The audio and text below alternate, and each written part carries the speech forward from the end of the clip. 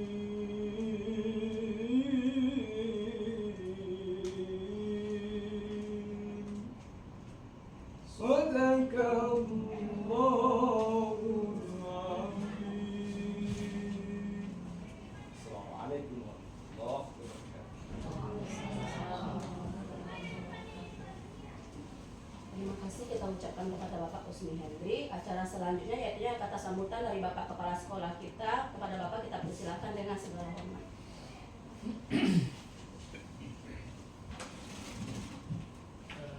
Terima kasih. Assalamualaikum warahmatullahi wabarakatuh. Waalaikumsalam warahmatullahi wabarakatuh. Alhamdulillah, puji syukur kepada Allah Subhanahu wa Ta'ala.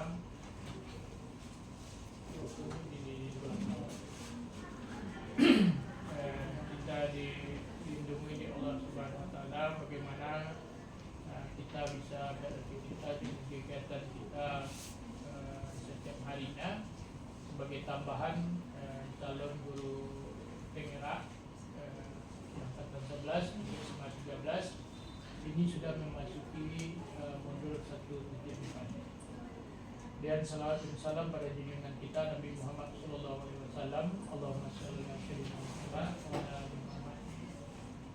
Bapak Ibu, hari ini ada juga wakil kita, 3 orang, wakil kurikulum, wakil siswa dan juga wakil humas yang ikut menghadiri, dan juga guru-guru kita bidang studi Kombel, dan juga dihadiri oleh 2 orang lagi di antara 3 orang calon guru penggerak kita. Bapak Ibu, dalam budaya pembelajaran atau pelatihan untuk guru penggerak ini sebenarnya dia sudah mengacu kepada budaya suatu pelatihan atau bimtek yang modern. Ini sudah diadopsi dari bermacam-macam hal pelatihan tingkat internasional dan juga Indonesia oleh timnya Pak Nadiem Makarim. Jadi ada yang kunjung lapangan, ada yang didampingi, ada seminar, ada lokal karya, lengkap. Ini ada tahapnya kita sebut dengan seminar, menyampaikan apa yang kita buat, apa yang kita lakukan, dan apa rencana ke depan. Seperti ini budaya positif. Nah, kita di sekolah sebagai sekolah penggerak itu sering melakukan seminar-seminar lokal karya itu di luar, terutama tempatnya di SMP 7 tingkat Kota Padang. Ini budaya positif ini sudah 5 bulan yang lewat sudah kita launching ya Bu ya, atas nama sekolah penggerak. Nah, sekarang modul yang sama itu muncul lagi di calon guru penggerak. Nah, tentu saya berbangga Bapak Ibu ada 3 orang guru penggerak lagi yang akan sama misinya dengan sekolah penggerak itu sendiri, dan apa yang disampaikan dan jadi program kita di sekolah penggerak ini sangat relevan dengan apa yang Bapak Ibu pelajari, seperti budaya positif. Tentu 3 guru penggerak yang baru akan mencoba mengali, mempraktekkan, dan bagaimana menilai apakah budaya positif ini efektif, bagaimana yang budaya ini bisa terlaksana dengan baik. Nah, tentu kami sebagai pimpinan merasakan terbantu bahwa memang itu adalah termasuk inti dari program sekolah penggerak. Ya, tentu saya berharap Bapak Ibu nanti menyelesaikan modul ini dan lulus sebagai calon guru penggerak atau menjadi guru penggerak. Hal yang seperti tidak banyak kami mengulang-ulang. Nah, ada kaki tangan kami di bawah. Sekarang guru penggerak kita sudah 5, ya 5 dengan Ibu ada 3, kemudian ada 2 4 sekarang ya. Nah, tapi ada tambah lagi Bu Fit, ada Bu Len, nanti sudah 6 orang, tambah Pak Naldi. Pak Naldi kan sudah dicalonkan untuk 2 parkir. Ada parkir akan akan dipanggil. Kalau Pak Naldi, alhamdulillah syarat beliau yang punya guru penggerak angkatan 1 itulah yang menjadi pilihan utama insyaallah untuk menjadi PLT atau menjadi calon kepala sekolah SMA 17 yang selama ini kita gendong. Syaratnya Bapak Ibu malahan hampir tidak dipakai ya, yang disebut UKS itu tidak diabaikan itu. Memang karena sekolahnya adalah ke depannya kurikulum merdeka itu yang memahami, yang bisa melaksanakan orang paham. Salah satu yang paham itu adalah guru penggerak, termasuk PP seperti Ibu Nis lainnya sebenarnya paham itu. Makanya tidak mungkinlah orang berbuat tentang kurikulum merdeka dan sekolah penggerak, guru penggerak, tapi kepala sekolahnya tidak ngerti semuanya itu. Makanya pemerintah mengutamakan calon-calon kepala sekolah itu, pemimpin itu yang memahami. Tentu kami berharap Bapak Ibu yang guru penggerak insyaallah untuk bisa coba untuk kompetensi dengan atau bersaing dengan guru-guru penggerak lainnya untuk menjadi kepala sekolah. Sekarang ada 12 calon kepala sekolah untuk Sumatera Barat yang sedang dicari, ikuti tes masuk melalui PMM itu Bapak Ibu dan melalui aplikasi. Nah, kita Bapak Ibu bukan hanya sekedar seminar, betul-betul kita menghayati dan langsung kita laksanakan di keseharian kita di sekolah. Makanya menurut saya agak lucu Mbak Nopal, kalau sekolah guru penggeraknya itu sendiri yang bermasalah, yang tak mengerti apa yang modul-modul pelajari. Orang sedang menerapkan budaya positif tentang kebersihan misalnya. Tentu guru penggerak memulai sebagai motor, sebagai guru yang menggerak-gerakkan bagaimana supaya bersih. Tahu-tahu dia melempar sampah sembarang tempat. Jadi budaya kita di rumah dari kecil yang tidak misalnya tidak disiplin, membuang sampah mana saja, tidak di tempatnya, walaupun sudah lulus guru penggerak, dia masih lupa. Kenapa? Karena pendidikan di rumah itu bertahun-tahun, sedangkan pendidikan untuk guru penggerak ini hanya berapa saat saja. Jadi walaupun hafal budaya positif tentang kebersihan itu atau kesehatan sekolah sehat, dia pasti juga terlanggar.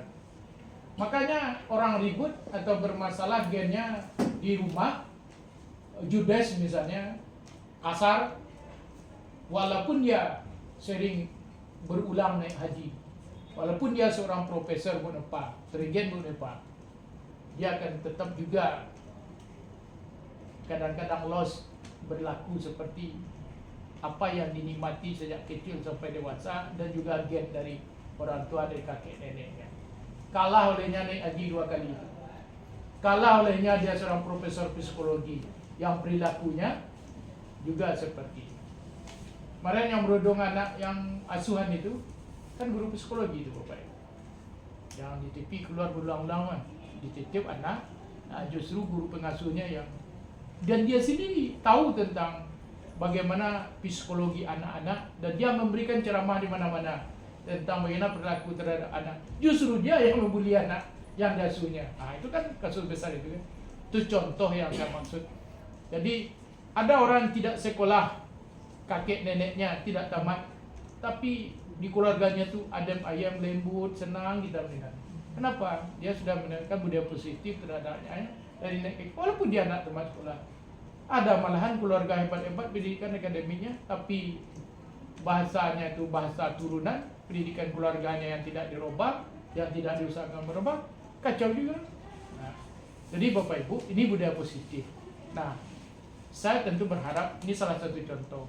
Tolong Bapak Ibu, budaya positif ini kita terapkan untuk sekolah kita, pribadi kita, dan sampai ke rumah. Saya rasa kita sangat mendukung.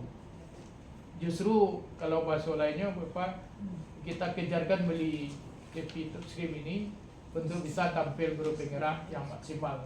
Ke depan siapkan modulnya dan lain-lainnya, videonya ini bisa diputar. Ini bisa digunakan untuk layar CCTV. Ini bisa digunakan untuk televisi. Ini bisa digunakan langsung untuk layar, bagaimana kita tampil seperti M-Focus, nyambung ke laptop. Dan malah bisa itu di Bluetooth dan ke sana. Dan dia bisa ditulis jadi papan tulis. Ini multifungsi. Nah, tentu Bapak Ibu tampil dengan kekinian, dengan teknologi terbaru. Saya harapkan terutama guru informatika atau guru TK jangan sempat bilang tidak pandai memakainya. Karena di YouTube banyak tutorial. Dan di sana ada tutorialnya, ambil scan-nya, cara yang profesionalnya, apa-apa aja fiturnya. Agak sekali saya panggil Bu Reni, tolong profesionalan saya tidak pandai ini. Saya mau melihat bagaimana secepatnya mencari video tentang perundungan yang ada di YouTube. Coba carikan cepat. Ini saya tes itu. Kalau lebih tidak perlu dites. Ini bisa belajar sendiri itu bisa. Oke, Bapak Ibu, terima kasih banyak. Mudah-mudahan seminar ini ada 3 tahap berjalan dengan lancar. Silakan di sini dan cari snacknya masing-masing. Tidak diberi sekolah, harus Bapak Ibu yang ambil. Oke, terima kasih. Banyak maaf. Assalamualaikum warahmatullahi wabarakatuh. Waalaikumsalam warahmatullahi wabarakatuh.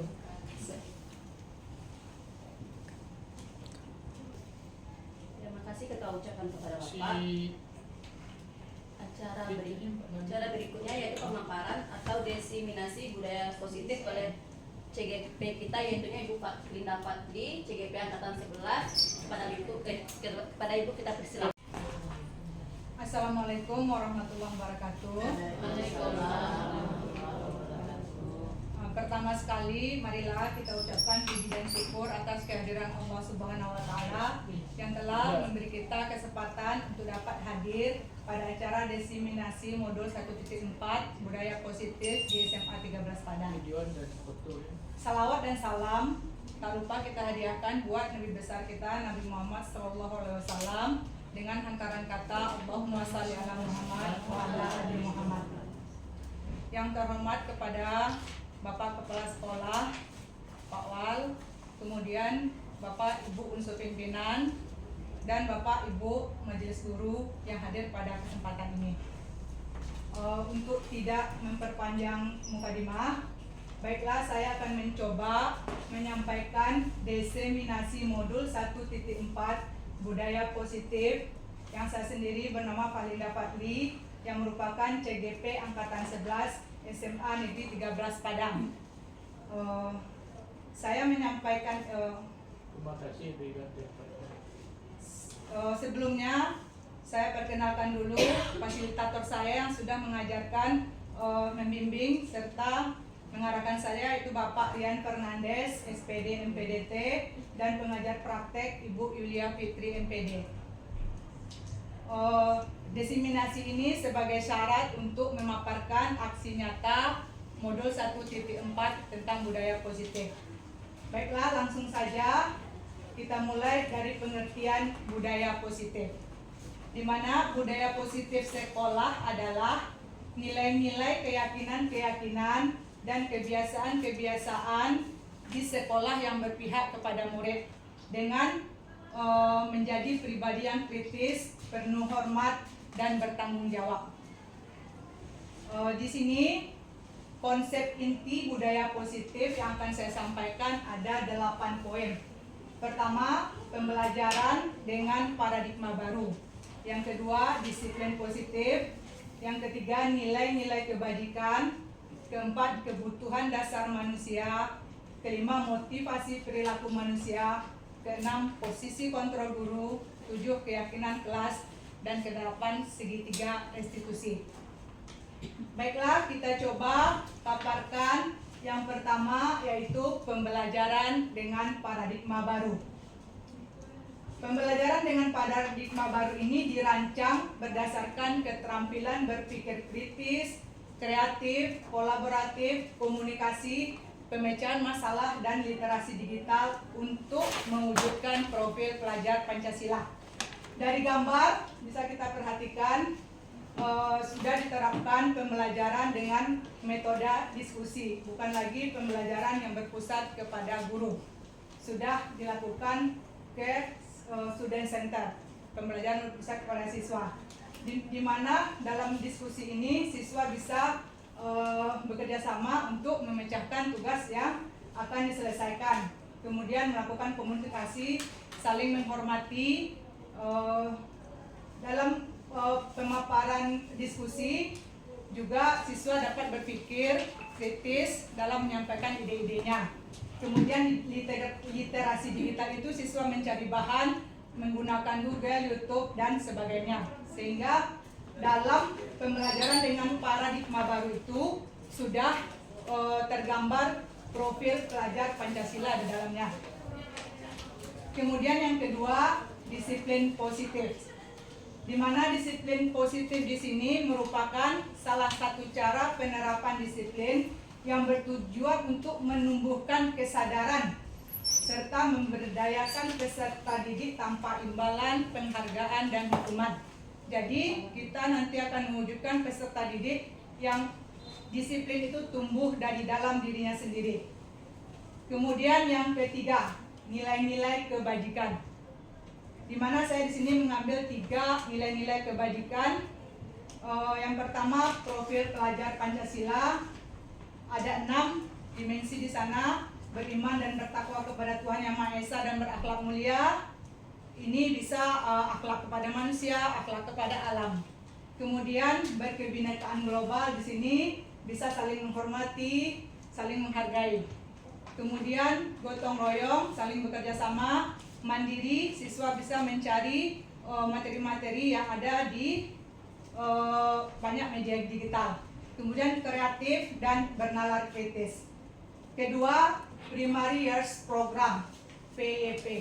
Itu ada toleransi, rasa hormat, integritas, mandiri, menghargai, antusias, empati, keingintahuan, kreativitas, kerjasama, percaya diri, dan komitmen. Dan yang terakhir, nilai-nilai kebajikan itu di keterampilan hidup atau life skill. Nilainya itu dapat dipercaya, lurus hati, pendengar yang aktif, tidak merendahkan orang lain, dan memberikan yang terbaik bagi diri. Konsep yang keempat, budaya positif itu adalah kebutuhan dasar manusia, di mana kebutuhan dasar manusia itu sendiri adalah segala sesuatu yang harus dipenuhi agar mendapatkan apa yang diinginkannya untuk kelangsungan hidupnya. Kita ketahui ada 5 kebutuhan dasar manusia itu. Yang pertama, bertahan hidup. Bertahan hidup ini di sini ada kebutuhan makan, pakaian, tempat tinggal, kesehatan, dan sebagainya. Jadi di kebutuhan anak untuk bertahan hidup ini, kalau tidak tercapai pada anak, berarti kita nanti akan melakukan konsultasi baik dengan pihak luar seperti orang tua, BK, atau sebagainya. Kemudian kebutuhan kasih sayang dan rasa diterima. Di sini dipedulikan, berbagi, kerjasama, menjadi bagian yang dari kelompok. Kalau kebutuhan kasih sayang anak terpenuhi, maka anak itu akan mandiri sama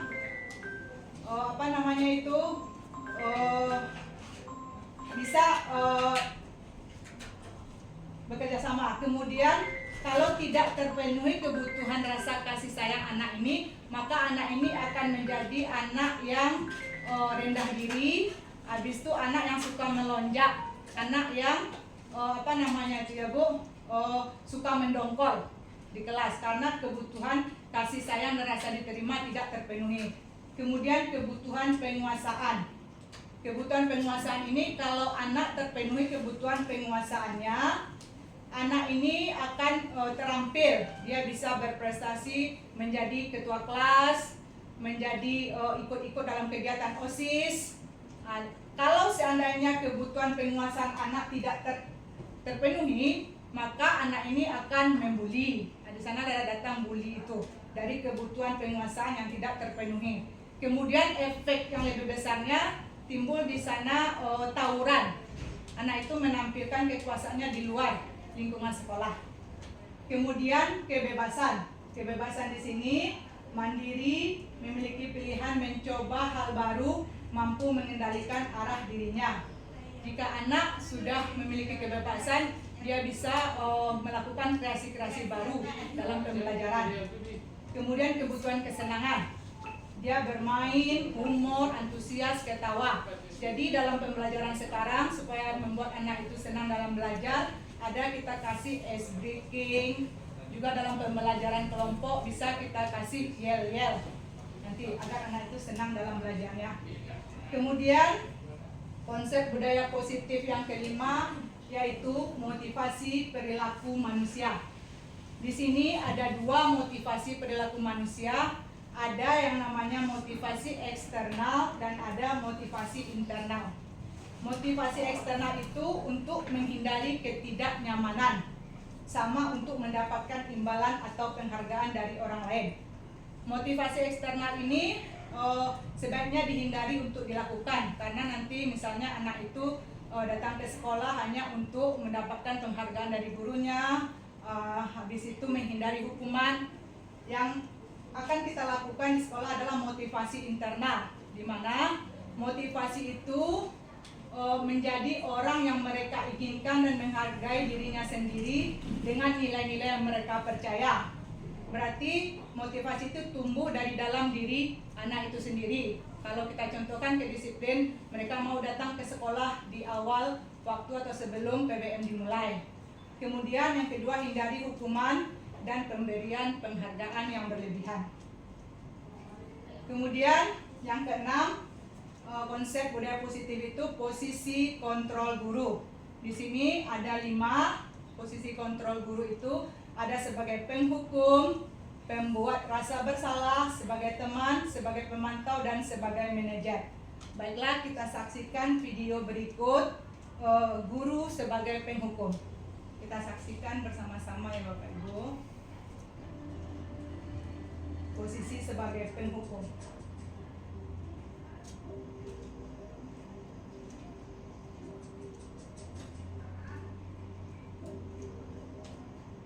Naren, sini kamu. Selamat pagi Bu. Selalu terlambat. Kamu deh, pasti terlambat. Maaf Bu, saya Apa? Apa coba? Alasan kamu apa lagi? Kapan sih kamu tidak terlambat? Malas sekali ya kamu jadi anak. saya Dasar pemalas. Gak kapok-kapok sih kamu. Sudah berapa kali terlambat? Sana, kamu keliling lapangan basket 2 kali. kenapa saya harus keliling lapangan basket Bu? Kenapa? Kamu melawan ibu? Berani-beraninya jawab. Sudah terlambat, masih berani jawab pula. Sekarang, keliling lapangan basket 5 kali sekalian. Biar kapok. Cepat. Pergi sana ke lapangan basket. Kita saksikan dulu video ya Bapak Ibu. Yang sekarang video tentang pembuat rasa bersalah.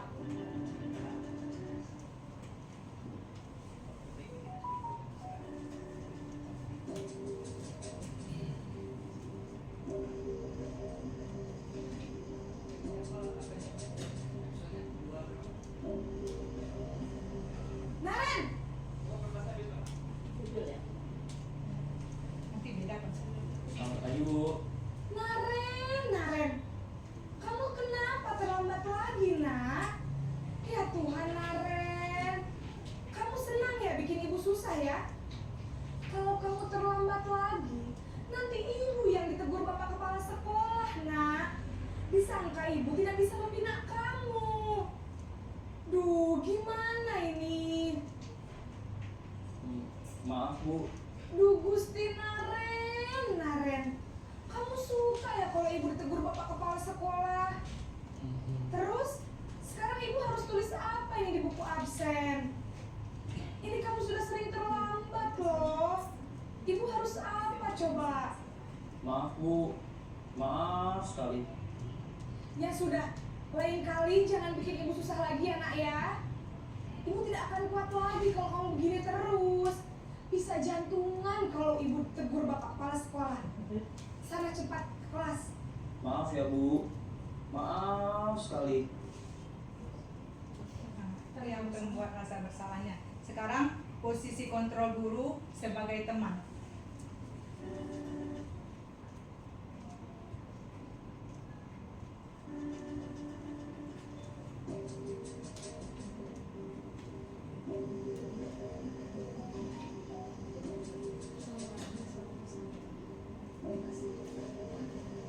Naren,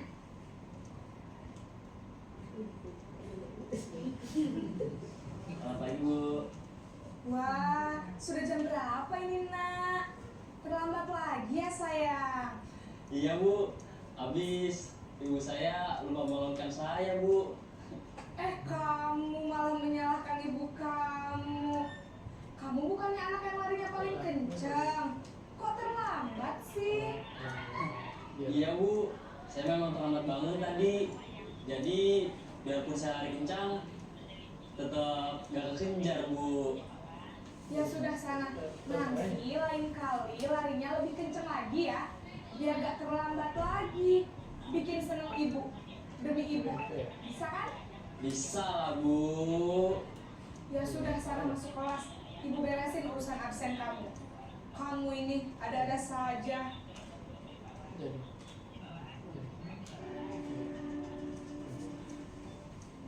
Selanjutnya posisi sebagai pemantau.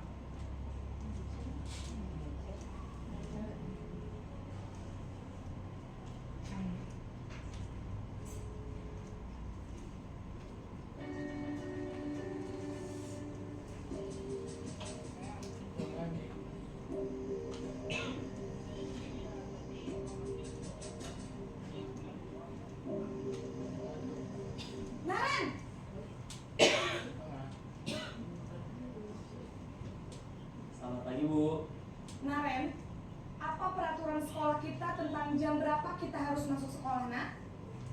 Kita harus di sekolah jam 7, Bu. Iya, betul. Sekarang sudah jam 7.20. Naren sudah tahu konsekuensinya jika terlambat hadir. Paham, Bu. Saya harus tinggal kelas pas jam istirahat selama 20 menit. Iya, benar. Konsekuensinya demikian. Jadi nanti jam 9.30 pas istirahat, kamu harus tinggal di kelas, kerjakan tugas tambahan untuk ketertinggalan kamu, ya? Baik, Bu. Dan posisi kontrol terakhir yaitu guru sebagai manajer yang kita saksikan ini.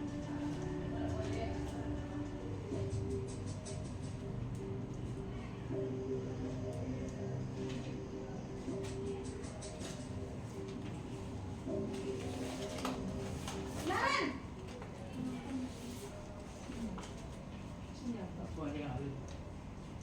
Selamat pagi, Bu. Selamat pagi, Naren. Maaf, Bu. Saya terlambat. Iya, sekolah masuknya jam 7, sekarang sudah jam 7.20. Jadi sekarang bagaimana ini, Naren? Maaf, Bu.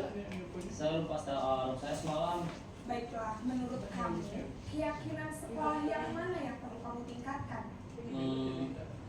Menghargai diri sendiri dan orang lain mungkin ya, Bu. Setuju.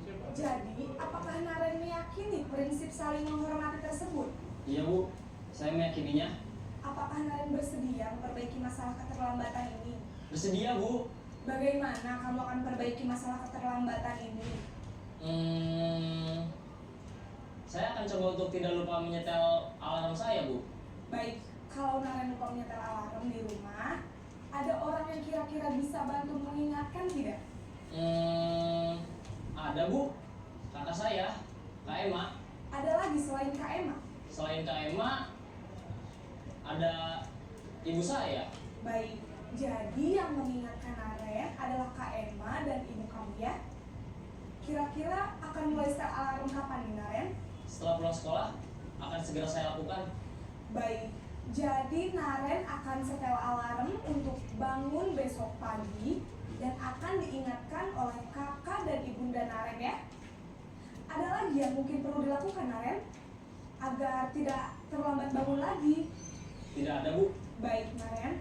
Terima kasih untuk kerjasama kamu. Sekarang kamu perlu kembali ke kelas untuk belajar. Baik, Bu. Terima kasih. Nah, dari video yang sudah kita saksikan tadi, kalau posisi guru sebagai penghukum, maka akibatnya anak-anak kita akan dendam nantinya karena dia dihukum saat datang ke sekolah. Kemudian sebagai pembuat rasa bersalah, akibatnya murid merasa tidak berharga dan mengecewakan orang-orang yang disayanginya. Yang posisi sebagai teman, nanti akibatnya suatu saat guru itu tidak ada, maka muridnya akan kecewa. Posisi sebagai pemantau itu sangat mengandalkan perhitungan, catatan, dan data ditulis dalam buku. Itu sebagai pemantau. Jadi posisi guru yang sebaiknya dilakukan oleh seorang guru itu adalah posisi manajer, di mana akibatnya nanti posisi manajer ini anak akan merasa bertanggung jawab terhadap perilakunya, dapat menemukan solusi atas masalahnya karena kita menanyakan kepada anak itu tentang keyakinan kelas yang sudah kita sepakati. Jadi anak ingat apa, misalnya dalam terlambat tadi di keyakinan kelas kan ada kita tulis tidak boleh jangan terlambat. Nah, nanti kalau sudah anak mengetahuinya, anak bisa nanti merubahnya seperti yang ada di video tadi. Kita lanjut, keyakinan kelas itu konsep dari budaya positif yang ketujuh, di mana keyakinan kelas adalah prinsip yang disepakati bersama oleh guru dan siswa untuk memandu perilaku di dalam kelas. Di sini ada 3 langkah-langkah dalam menyusun keyakinan kelas. Yang pertama, tampung semua ide murid. Yang kedua, ubah menjadi kalimat positif. Yang ketiga, baru adanya keyakinan kelas. Nah, ini yang sudah saya lakukan di kelas. Tampung semua ide murid, bisa memakai sticky note atau bisa memakai kertas biasa. Setelah kita tampung ide-ide dari murid, nanti kita buat kesepakatan kelas. Ini yang jelasnya Bapak Ibu saya tulis di sini. Nanti kita ubah kalimat negatifnya menjadi kalimat positif. Yang pertama di sini dibuat makan di kelas tapi tidak berbunyi. Yang kalimat positifnya makan dan minum atas izin guru. Karena dalam budaya positif kata tidak dan jangan itu tidak boleh ada. Kemudian yang kedua, tidak boleh keluar kelas lewat 5 menit. Jadi dibuat kalimat positifnya keluar atas izin guru paling lama 5 menit. Ketiga, tidak boleh terlambat dari 5 menit. Misalnya izin terlambat awal PBM 5 menit. Tidak ribut, tidak ada PR, ini nggak usah kita ambil yang lain aja. Tidak boleh cari muka, sopan santun. Sopan santun, asik, senyum. Nah, kita bisa kan Bu, kalimat positif. Kemudian tidak boleh main HP, kalimat positifnya main HP atas izin guru. Kemudian aktif dalam kelompok. Nah, jadi terciptalah sebuah keyakinan kelas yang sudah kita sepakati antara siswa dengan guru. Dengan adanya keyakinan kelas ini, anak itu sudah ada di dalam pikirannya. Jadi kalau anak bermasalah, kita kembalikan lagi ke keyakinan kelas yang sudah disepakati. Insya Allah anak itu mungkin bisa berubah. Kemudian yang ke-8, segitiga restitusi, di mana konsep ini pengertiannya adalah suatu proses dialog yang dijalankan oleh guru agar dapat menghasilkan murid yang mandiri dan bertanggung jawab. Di sini ada tahapannya, segitiga restitusi. Yang pertama, menstabilkan identitas. Yang kedua, validasi tindakan yang salah. Dan yang ketiga, menanyakan keyakinan. Di sini tahap menstabilkan identitas, kita menggunakan kata-kata seperti tidak apa-apa kamu berbuat salah, kita bisa menyelesaikan ini. Nanti ada video kita saksikan ya Ibu. Yang kedua, validasi tindakan yang salah. Contoh kalimat yang diterapkan di sini, kamu punya alasan mengapa melakukan ini. Salah satu contohnya. Nanti menanyakan keyakinan. Contoh kalimatnya apa nih, nilai keyakinan kelas yang telah kita sepakati. Jika kamu meyakininya, apa yang akan kamu perbaiki. Kita saksikan video lagi tentang segitiga restitusi. Di sini siswa kedapatan main HP saat belajar.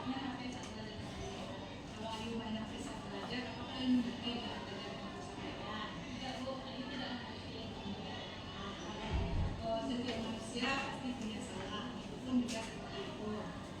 Jadi kita belajar dari kesalahan yang dilakukan. Ayu pasti punya alasan kenapa mengerti ini. Ya Bu, tadi sudah mulai ngatur, jadi Ayu mengatur kemarahan. Bu tidak melarang mengatur, cuman ini nanti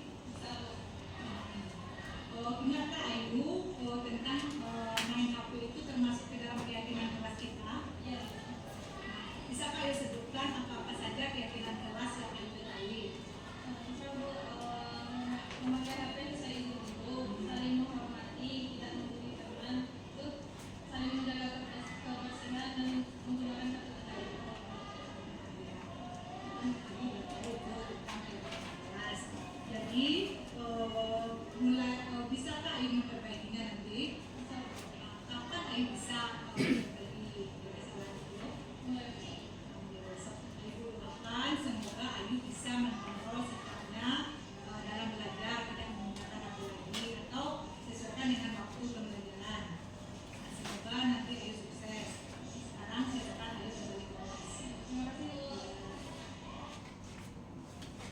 Ini ada lagi respon dari murid tentang segitiga restitusi. Assalamualaikum warahmatullahi wabarakatuh. Perkenalkan, saya Ayu dari kelas F5 SMA 3 Paspakan. Saya senang belajar dengan Bu Linda karena ketika saya bermain HP di dalam kelas, Bu Linda tidak langsung menghukum, namun menanyakan alasan kenapa saya melakukan kesalahan tersebut. Saya akan berusaha memperbaiki kesalahan itu dengan menyimpan HP di dalam tas dan berusaha agar konsisten untuk menjalankan keyakinan kami di dalam kelas. Sekian, Assalamualaikum warahmatullahi wabarakatuh. Mungkin mungkin itu saja pemaparan budaya positif dari saya. Terima kasih atas perhatiannya Bapak Ibu. Sekian saja, terima kasih. Assalamualaikum warahmatullahi wabarakatuh.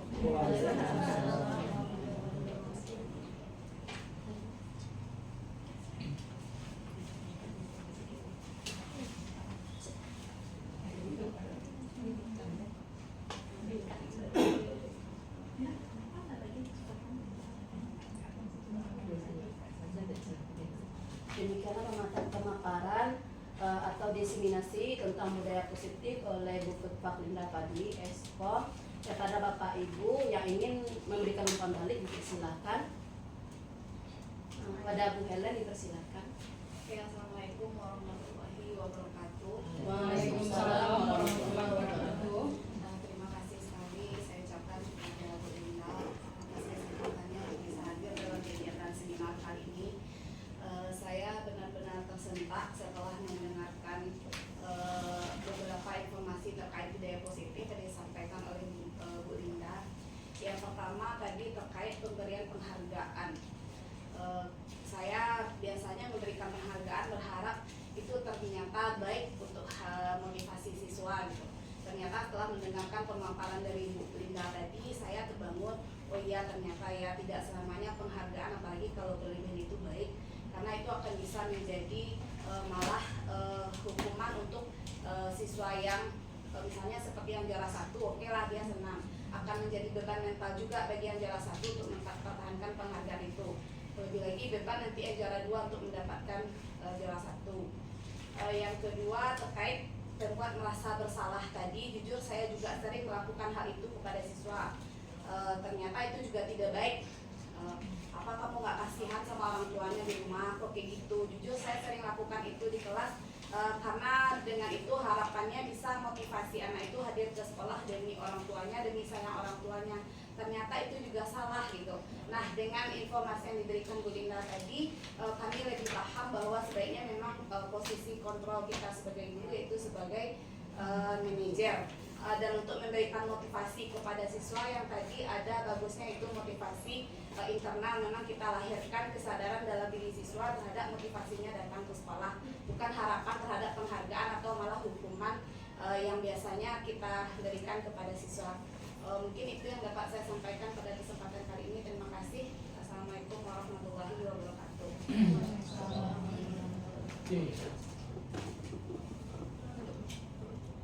Apa adanya ini? Oh, Terima kasih saya ucapkan kepada Bu Helen. Selanjutnya pada Bapak saya persilahkan. Ya, terima kasih. Alhamdulillah luar biasa dengan jadi nggak salah saya suruh tampil itu di sini ya. Indah gitu. Saya maunya melihat seperti itu. Yang nampak videonya. Ya, contoh-contoh tadi itu. Dalam contohnya. Ya. Boleh nggak Bapak?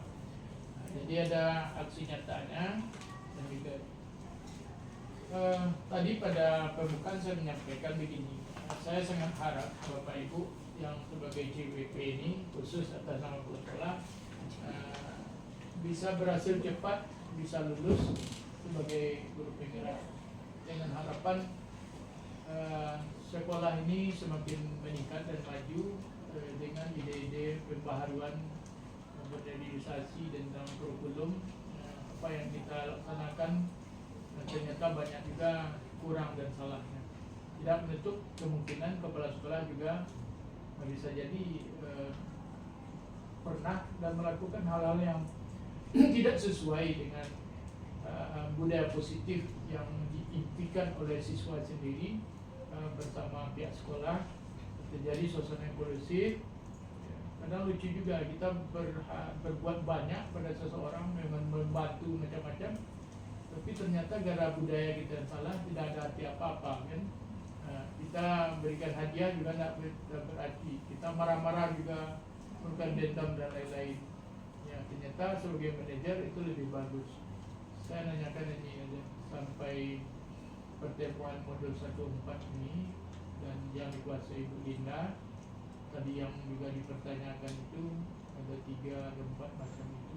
Anda sendiri merasakan bagaimana sebagai seorang guru, guru yang biasa ngajar dari dulu dan sekarang dengan ada materi ini, apakah sudah melebihi budaya positif yang melaksanakan dengan yang diajarkan ini, yang dipakai ini, atau memang kita seperti saya juga banyak salahnya kita selama ini dan perlu kita perbaiki? Dan terakhir, Ibu yakin tak ini bisa dilaksanakan di sekolah ini?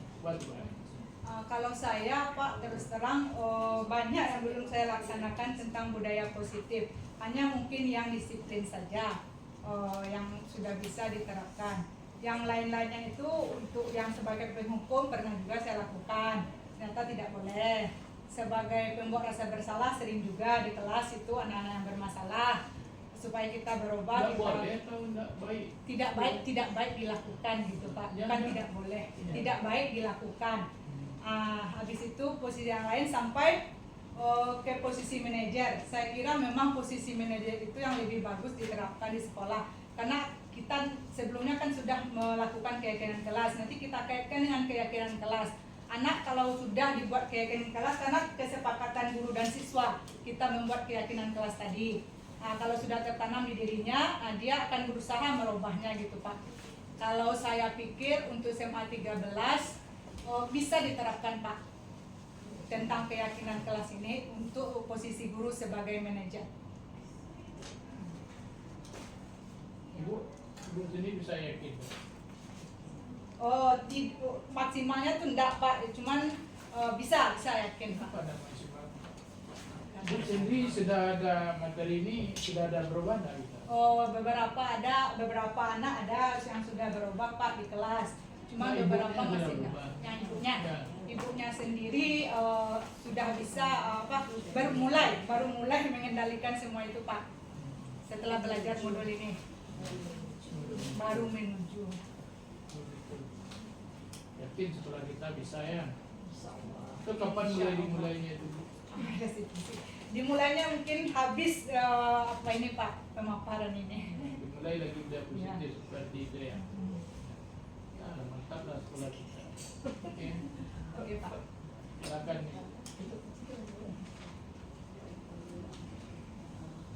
Terima kasih kita ucapkan kepada Bapak. Mungkin pertanyaan dari Bapak tadi menutup kegiatan kita pada pagi hari ini. Jikalau ada kesalahan kata dan perbuatan dari saya sebagai moderator, saya mohon maaf. Saya sudahi. Assalamualaikum warahmatullahi wabarakatuh.